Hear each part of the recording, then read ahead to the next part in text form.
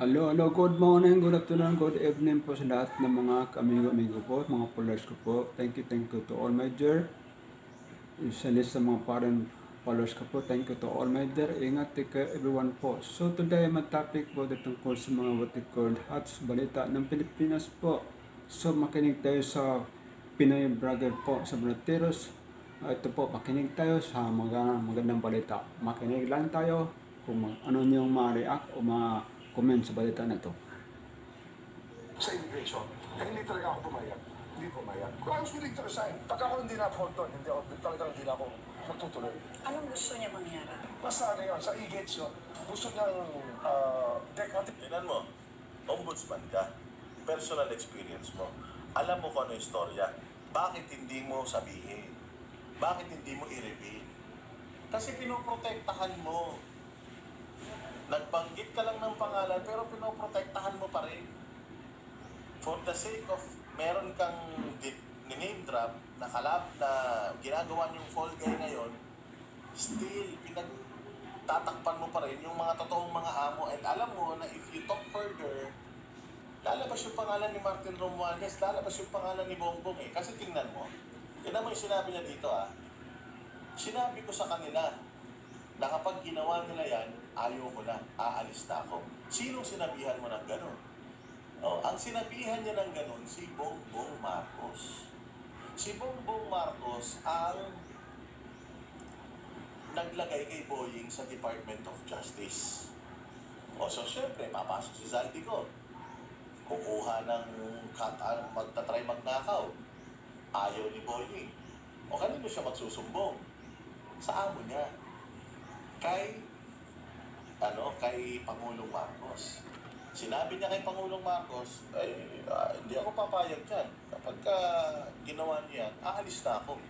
Kanino ka magsasabi na aalis ka kay Zaldico? Hindi. Magsasabi ka na aalis ka dun sa taong naglagay sa'yo. Tinakot mo yung taong naglagay sa'yo na aalis ka kasi kasapakat siya. Diba? Kasapakat siya nito ni Zaldico sa pangangatkong ng pera sa mga ahensya ng gobyerno. Kasi ginawa din ni Inday Sara yan eh. Ang ginawa ni Inday Sara, sinumbong niya rin yan sa amo niya, which is si Bongbong Marcos. Anong ginawa ni Bongbong? Putangin na yan. Pina-i-impeach si Inday. Tinanggal siya sa Department of Education. Bakit ito hindi tinanggal sa Department of Justice? Hindi ba? So, ibig sabihin, si Inday Sara, kaya siya tinanggal sa Department of Education o kaya siya umalis sa Department of Education kasi nga, nakita niya involved si Bongbong. Ganito rin dito.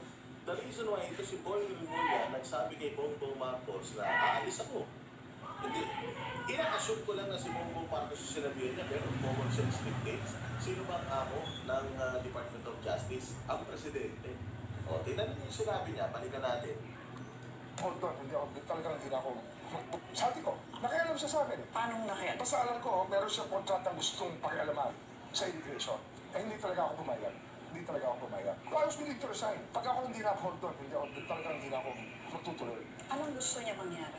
Di ba? I was willing to resign. Kung ako hindi na-uphold doon, ibig sabihin, nagkaroon sila ng argumento na kung hindi mo ko pakikinggan at ibibigay pa rin natin sa kanya yung proyekto na yan, tanga na I'm done. Sino sinabihan niya nun? Siyempre yung amo niya. Anong ginawa ng amo niya? Sige, wag na yan. Nandiyan pa si Boying eh. Ibig sabihin, hindi na ibigay kay Zaldico yun. Hanap na lang tayo ng iba. Yung hindi papalag. Di ba? So nilaglag dito ni Boying Rimulya yung amo niya. Kasapakat talaga yung amo niya nito nila Zaldico tsaka ni Romualdez. Hindi maglalakas ng loob si Zaldico na gawin niyang mga bagay na yan kung walang utos ng taas. Kasi noong nalaman niya, noong kinukuha yung mga proyekto na yon sa kanya, sinabihin niya naalis ako, magre-resign na ako kung itutuloy niya yan. So, personal knowledge ni Boying Rimulya na si Zaldico kumukuha ng mga kontrata sa hindi naman niya dapat pakialaman ng mga kontrata. Pero bakit hanggang ngayon hindi niya pa dinidimanda, iniimbestigahan man lang? Ito si Zaldico.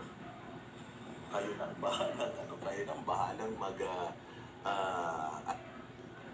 Yan po ang balita natin for today. So, salamat. Thank you sa inyong lahat. Mag-ingat po. Bye-bye. Sana magustuhan niyo yung video na to.